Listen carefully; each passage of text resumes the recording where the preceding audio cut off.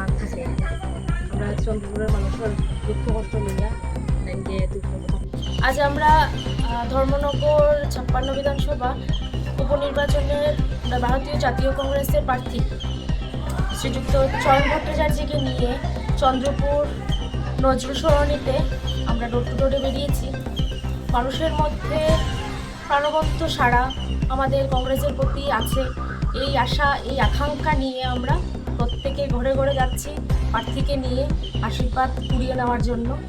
আপনারা আপনাদের আশীর্বাদ ডিজিটাল মাধ্যমে আমাদেরকে দেবেন, ভোটের কেন্দ্রে পৌঁছাবেন, এই আশাই আপনাদের কাছে রাখছি। নমস্কার।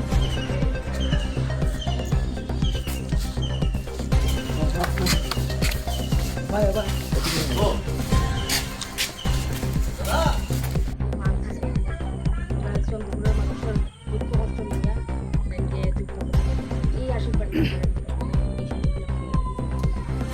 ঠিক আছে আইডিয়া